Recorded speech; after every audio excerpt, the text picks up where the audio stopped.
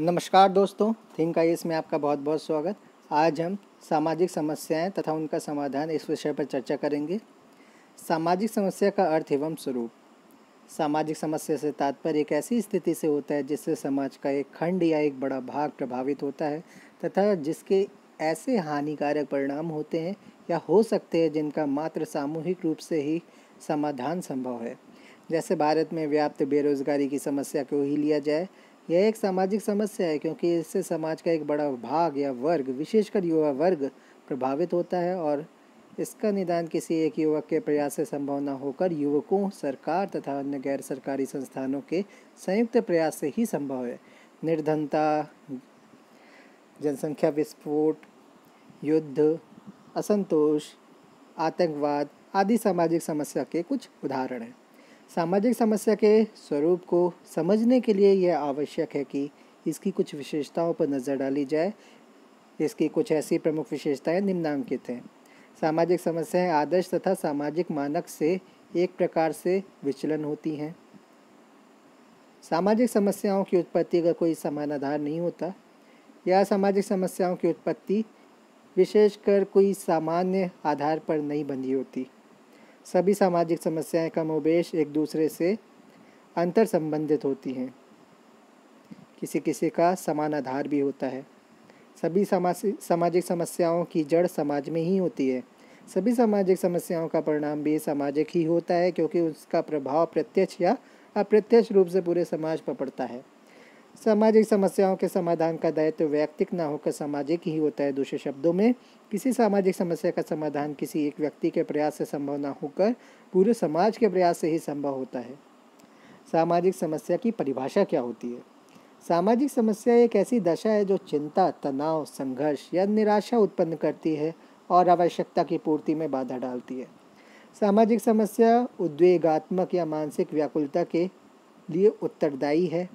चिंता समस्या में गतिशील तत्व के रूप में पाई जाती है। एक समस्या मूलक परिस्थिति उन व्यक्तियों को इसका हल खोजने के लिए बाध्य करती है जो इससे प्रभावित हो।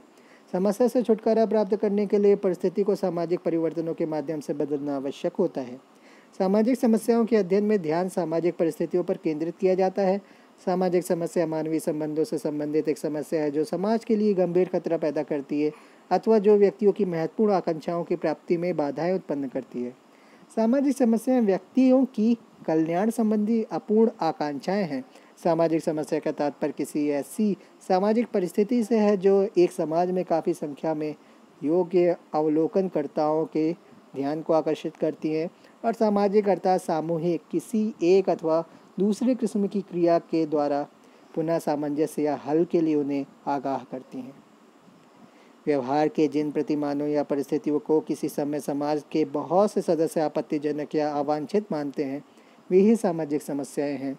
इन सदस्यों की यह मान्यता रहती है कि सामाजिक समस्याओं को हल करने और उनके कार्यक्षेत्र को कम करने के लिए सुधार नीतियों, कार्यक्रमों एवं सेवाओं की आवश्यकता होती है। सामाजिक समस्या के सामान्य तत्व क्या होते हैं? उपर्युक्त परिभाषाओं के आधार पर सामाजिक समस्याओं में निम्नलिखित सामान्य तत्व पाए जाते हैं। पहला, सामाजिक समस्या एक ऐसी कष्टप्रद दशा है जो व्यक्ति और समाज दोनों के विकास में बाधक है। सामाजिक समस्या का मनोवैज्ञानिक और भौतिक विस्तार इतना होता है कि उससे एक महसूस की जाने वाली आवश्यकता की पूर्ति में बाधा पड़ती है।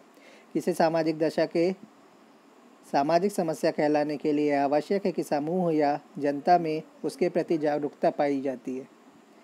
असामंजस्यपूर्ण शक्तियों तथा उनके परिणामों को रोकने के लिए सामाजिक क्रिया एवं नियंत्रण की आवश्यकता पड़ती है।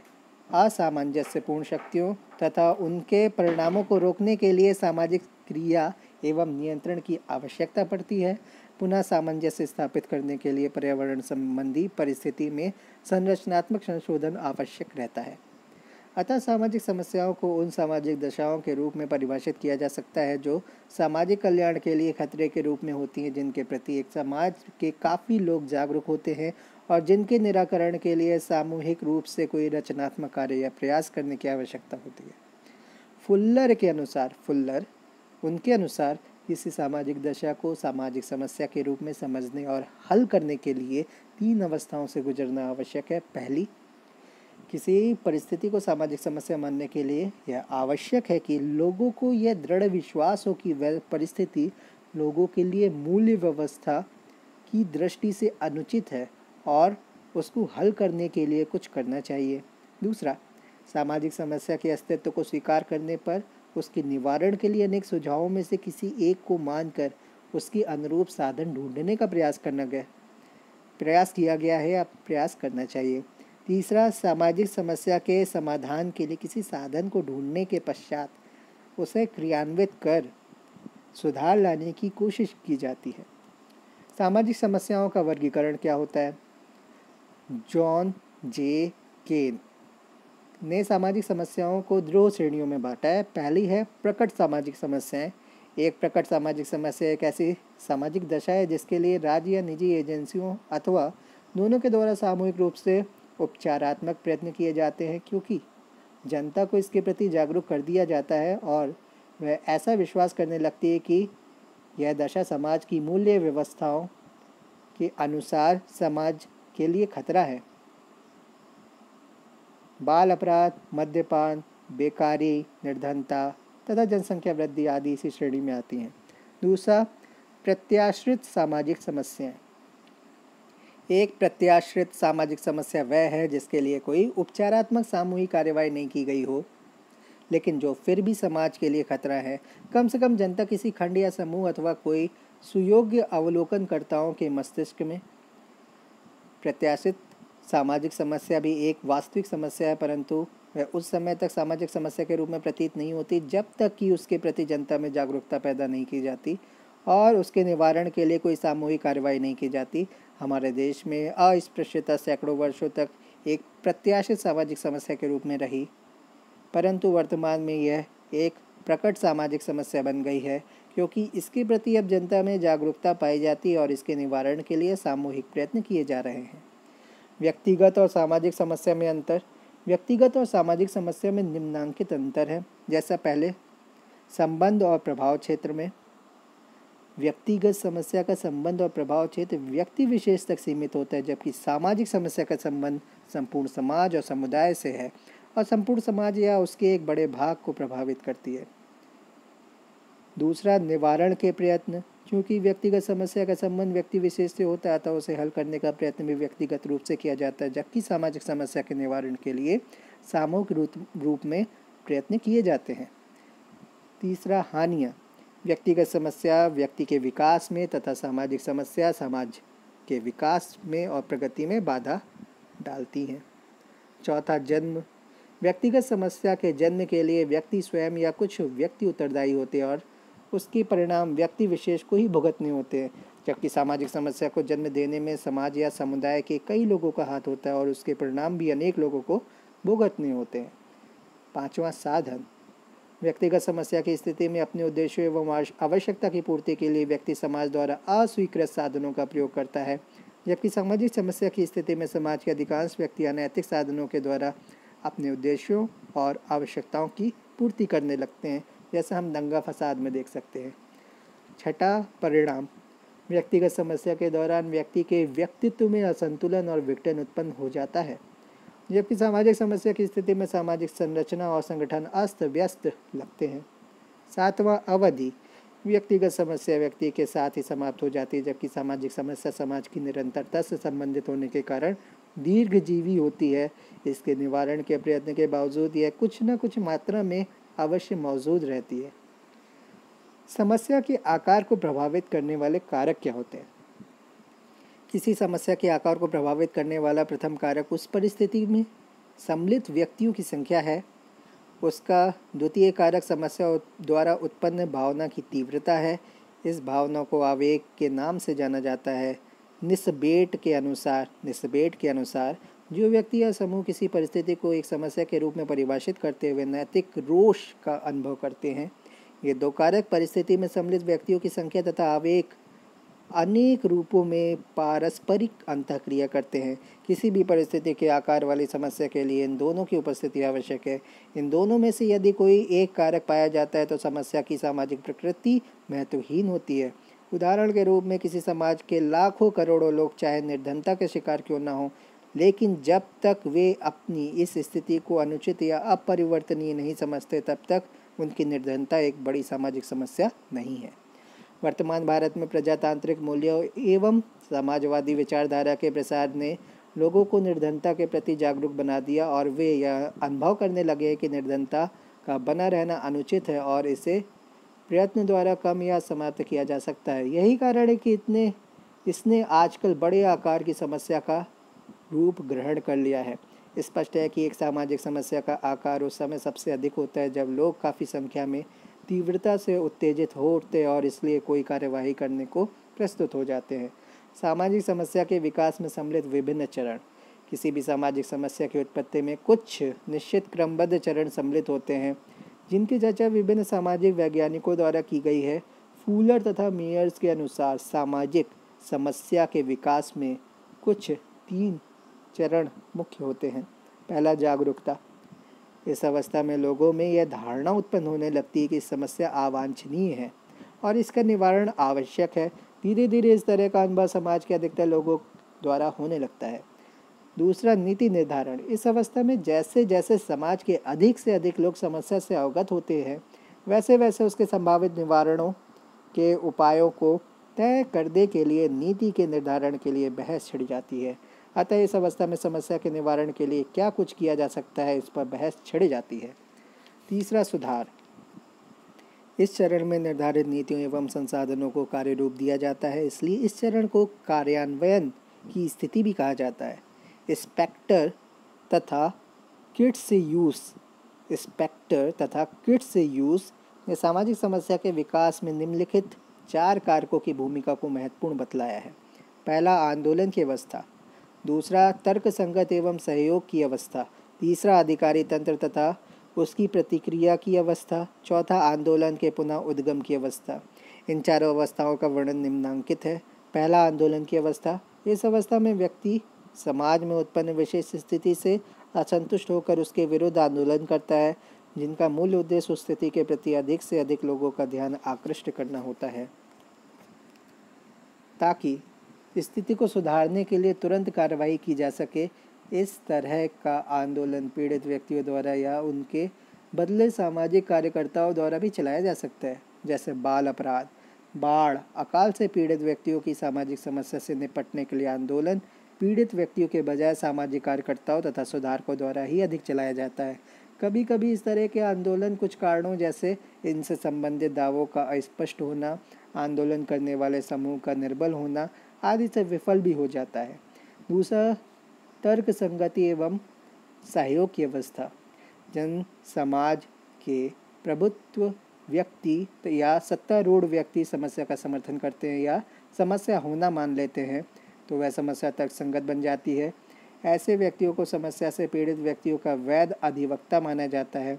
शायद यही कारण है कि समस्या के समाधान पर आयोजित सभा में इन्हें बहस के लिए सम्मिलित कर लिया जाता है। शायद यही कारण है कि किसी शैक्षिक समस्या के समाधान के लिए निर्मित शैक्षिक समितियों में छात्रों एवं शिक्षकों को प्रतिनिधित्व दे दिया जाता है।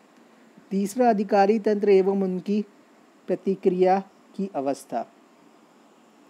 सामाजिक समस्या के विकास की इस तीसरी अवस्था में समस्या समाधान से निपटने के लिए व्यक्तियों का ध्यान सरकारी तंत्र तथा उनकी कार्यकुशलता पर जाता है। यदि सरकारी तंत्र अकुशल साबित होता है तो उन्हें सफलता नहीं मिल पाती है और समस्या एक आंदोलन का स्वरूप धारण कर सकती है। अतः किसी सामाजिक समस्या का स्वरूप उपद्रवी होगा या नहीं इस बात पर आधारित होता है कि सरकारी तंत्र किस सीमा तक समस्या का समाधान करने में सफल हो पाते हैं तथा किस सीमा तक वे अपने निहित स्वार्थों को समस्याओं से अलग रख पाते हैं। चौथा, आंदोलन के पुनः उद्गमन की अवस्था। इस अवस्था में पीड़ित लोगों तथा उनके नेतागणों को यह विश्वास होने लगता है कि अधिकारियों एवं समुचित निर्णय लेने वालों द्वारा समस्या की गंभीरता को ठीक ढंग से समझा नहीं जा रहा है। फलस्वरूप उनकी भावनाएं पुनः जागृत हो उठती तथा संबद्ध सामाजिक समस्या के समाधान के लिए वे आंदोलन करने के लिए बाध्य हो जाते हैं। स्पष्ट हुआ कि सामाजिक समस्या के विकास के कई चरण हैं। इन चरणों से होकर सामाजिक समस्या की उग्रता में कमी आ जाती है। सामाजिक समस्याएं, सामाजिक विघटन और वैयक्तिक विघटन। सामाजिक समस्याओं और सामाजिक विघटन के बीच घनिष्ठ संबंध पाया जाता है। जब समाज में सामाजिक समस्याएं उग्र रूप धारण कर लेती है तो ऐसा समाज एक एकीकृत कार्यात्मक समग्र के रूप में कार्य नहीं कर पाता और उसकी प्रगति में बाधा उत्पन्न होती है। ऐसी दशा में सामाजिक विघटन उत्पन्न होता है। व्यक्तिक विघटन और सामाजिक समस्याओं के मध्य भी एक गहरा संबंध है। व्यक्तिक विघटन की अवस्था में व्यक्ति समाज के आदर्श नियमों के अनुरूप व्यवहार नहीं कर पाता। वह यह निश्चित करने में असमर्थ रहता है कि उससे क्या अपेक्षाएं की जा रही हैं। दुविधा की स्थिति में वह अपनी भूमिकाएं ठीक से नहीं निभा पाता। ऐसी दशा में समाज में अनेक सामाजिक समस्याएं उत्पन्न हो जाती हैं।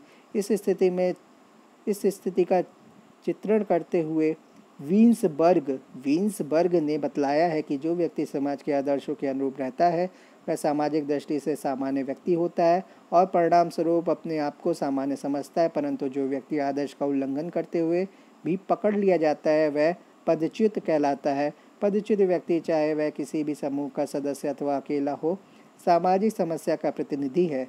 उपर्युक्त विवेचन से स्पष्ट है कि सामाजिक समस्याएं सामाजिक विघटन और व्यक्ति के एक दूसरे से घनिष्ठ रूप से संबंधित हैं। सामाजिक समस्याएं सामाजिक विघटन और व्यक्तिक एक दूसरे से घनिष्ठ रूप से संबंधित हैं। एक विघटित व्यक्ति दूसरे व्यक्तियों को अपने व्यवहार द्वारा प्रभावित करता है, जिसके फलस्वरूप सामाजिक समस्याएं पैदा होती हैं और सामाजिक समस्याओं के उग्र रूप धारण करने पर समाज में विघटन की स्थिति उत्पन्न हो जाती है। सामाजिक समस्याओं के कारण क्या होते हैं?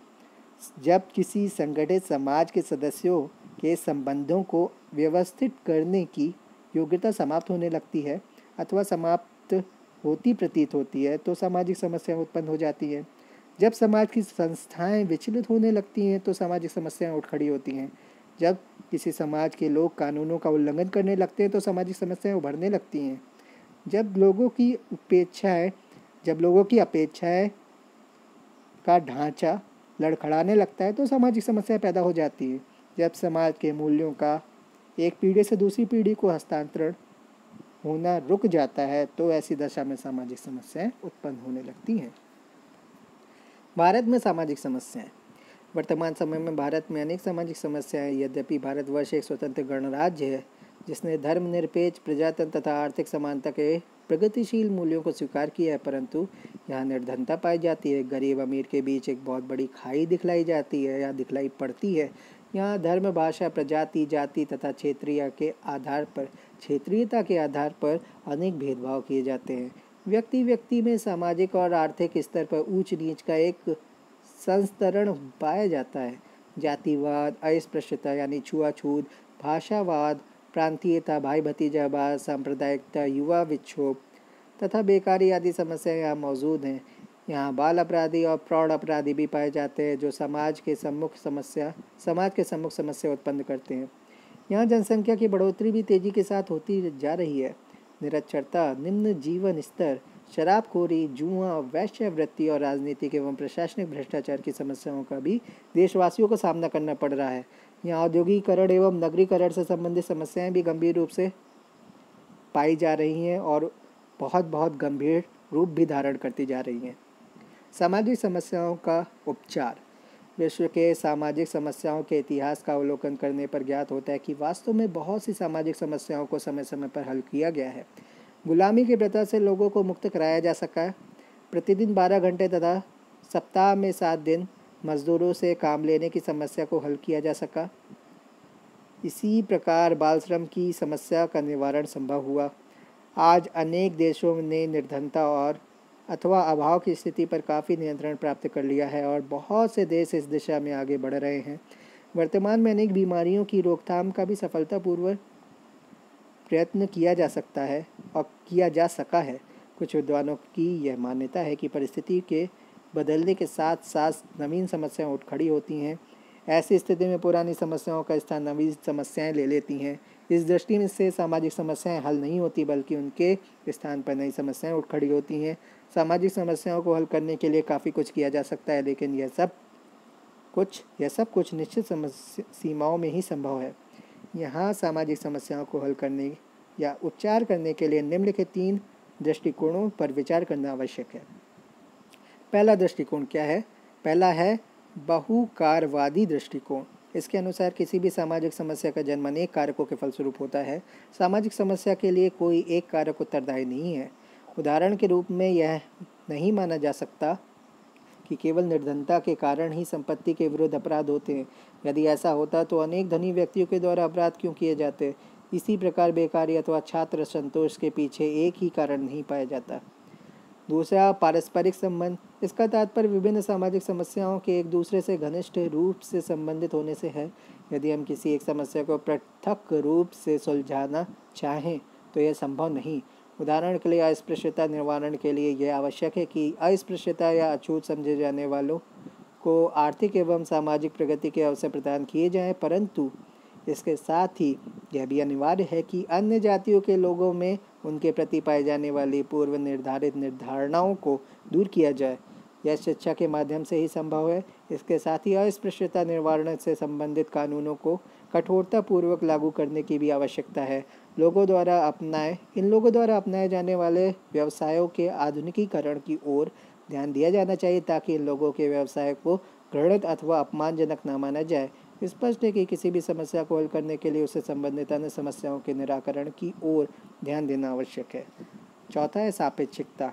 इसका तात्पर्य यह है कि सामाजिक समस्या का स्थान एवं समय के साथ गहरा संबंध पाया जाता है। यह संभव है कि आज भारत में जिस स्थिति या दशा को एक सामाजिक समस्या के रूप में जाना जाता है वह कुछ समय पूर्व उस रूप में नहीं मानी जाती थी।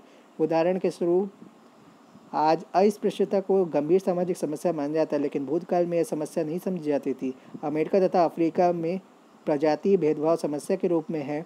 आज जिसे लोग सामाजिक समस्या के रूप में देखते हैं, संभव है वही स्थिति निकट भविष्य में सामान्य स्थिति बन जाए और लोग उसे समस्या नहीं माने। किसी स्थिति को समस्या के रूप में देखना समाज विशेष के लोगों के दृष्टिकोण पर निर्भर करता है। उपर्युक्त तीनों दृष्टिकोणों के आधार पर सामाजिक समस्याओं से छुटकारा प्राप्त करना संभव है, परंतु फिर भी किसी ऐसे समाज की कल्पना करना कठिन है जो सामाजिक समस्याओं से पूर्णतः विमुक्त हो। इतना अवश्य है कि अलग अलग कालों और समाजों में सामाजिक समस्याओं को हल करने में नेताओं की प्रमुख भूमिका होती है। वे स्वयं के उदाहरण द्वारा जनता को समस्या के निराकरण के संबंध में स्वस्थ विचार प्रदान कर और समस्या को हल करने में सफलता प्राप्ति के पूर्व सफलता की एक हवा या वातावरण तैयार कर लोगों में एक सामूहिक अभिरुचि उत्पन्न कर सकते हैं। ऐसी स्थिति होने पर लोगों में आवश्यक धारणाएं निर्मित हो पाएंगी और सामाजिक समस्याओं के निराकरण में वे सक्रिय योगदान दे सकेंगे। सामाजिक समस्याओं के उपचार में क्या कठिनाइयाँ होती हैं? शक्तिशाली मनोभाव एवं निहित स्वार्थों द्वारा समर्थित सामाजिक संरचना सामाजिक समस्याओं को हल करने में कठिनाई पैदा करती हैं। सामाजिक समस्या के बने रहने से कुछ शक्तिशाली लोगों के स्वार्थ की पूर्ति होती है। ऐसे लोग बाहरी तौर पर उस समस्या के हल में रुचि दिखाते हैं, परंतु आंतरिक रूप से उनका प्रयत्न यही रहता है कि समस्या ही बनी रहे। इसकी उदाहरण के रूप में अमेरिका में पाई जाने वाली प्रजाति भेदभाव की समस्या का उल्लेख किया जा सकता है। दूसरा, सामाजिक समस्या के हल में कठिनाई आती है कि निहित स्वार्थ वाले लोगों के द्वारा यह तर्क दिया जाता है कि समस्या के निराकरण के लिए प्रस्तावित सुझाव समस्या को हल करने के बजाय उसे और गंभीर बना देंगे। जैसे हम किसान आंदोलन में देख सकते हैं, जो अभी 3 एक्ट आए हैं उसमें सरकार ने एमएसपी की बात की, एमएसपी देने की भी बात की और किसान अपनी उत्पादित वस्तुओं को कहीं भी बेच सकता है, इसका भी प्रावधान किया। लेकिन जो विपक्षी पार्टियां हैं वो इसके विरोध में खड़ी हुई हैं क्योंकि उनके निहित स्वार्थ है। तीसरा, सामाजिक समस्या को हल करने में तीसरी कठिनाई धीरे धीरे पीछे की ओर मुड़ने या कार्य करने से संबंधित है। कई लोग काफ़ी समय तक समस्या को समस्या के रूप में मानने को तैयार नहीं होते। भारत में लोग राजनीतिक और प्रशासनिक भ्रष्टाचार को मानने को तैयार नहीं थे। अब लोग यह स्वीकार करने लगे कि वास्तव में व्यापक पैमाने पर भ्रष्टाचार व्याप्त है और उसे दूर करने की आवश्यकता है। भ्रष्टाचार का उन्मूलन उसी समय संभव है जब समस्या के रूप में समझा जाए और धीरे धीरे कार्य करने की प्रवृत्ति को छोड़ा जाए।